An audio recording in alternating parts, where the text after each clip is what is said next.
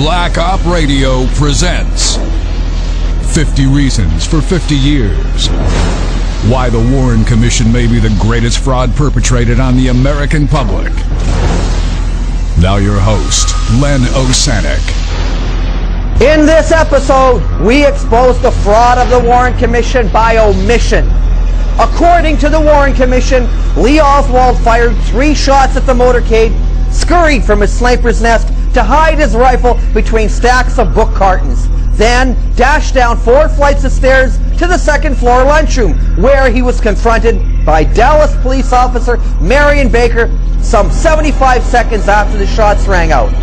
But there was a problem.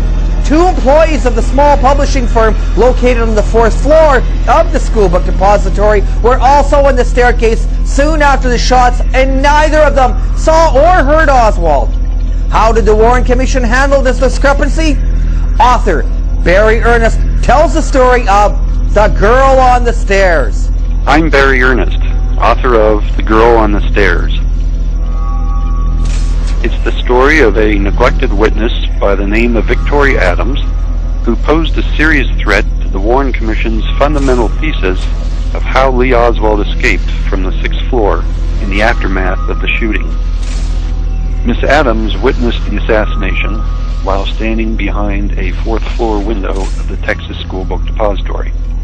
Immediately after the final shot, she and a co-worker descended the depository's back stairs to the ground floor.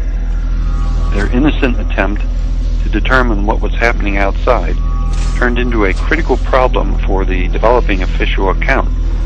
For if Miss Adams was accurate with her timing, she was on the staircase at the exact same moment the Commission said Oswald was there as he made his getaway from the sniper's nest.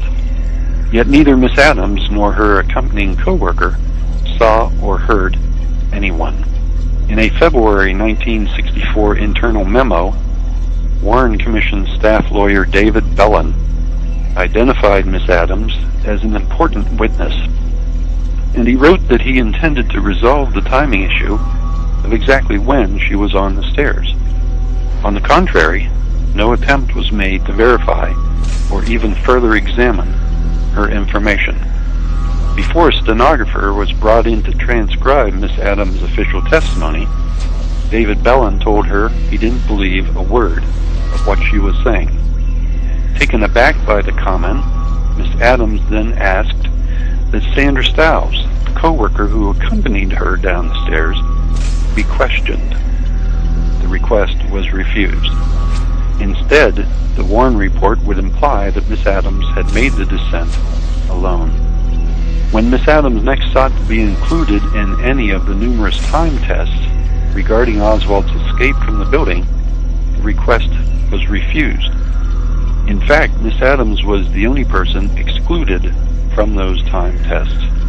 In lieu of searching for the truth, Commission lawyers chose to cast aspersions on her honesty by fostering a scenario that placed her on the staircase much later than when she said, inflating that time to some 5 minutes after the shooting. In lieu of evidence proving Miss Adams was correct, the Commission chose to use against her words she has vehemently denied making. It also employed the dubious statements of a man who not only failed to identify Miss Adams, but gave every indication of having been coached prior to his official testimony.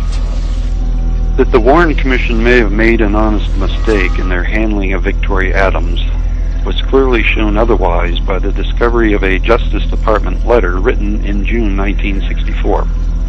The letter spoke of an interview with Miss Adams' work supervisor, who confirmed that Miss Adams and her co-worker, Sandra Stiles, were in fact on the staircase during the time Oswald was to have been there. That memo should have provoked immediate and searching inquiry. Instead, it was suppressed for 35 years. The story of Victoria Adams now invalidates the official theory concerning Oswald's movements in the minutes following the shooting. In fact, it raises a grave question as to whether Lee Oswald was even on the 6th floor at all. The Warren Commission was conscious of this dilemma. It was aware that Miss Adams was accurate 4 months before it wrote that she wasn't. Yet rather than confront the problem and seek out the facts, as was its intended and widely expressed goal, it infringed upon the integrity of Victoria Adams, a young woman who did nothing more than what we are all taught to do, tell the truth. Victoria Adams' corroborated eyewitness account simply demolishes the Warren Commission's conclusions regarding Lee Oswald's presence on the 6th floor at the time of the shooting.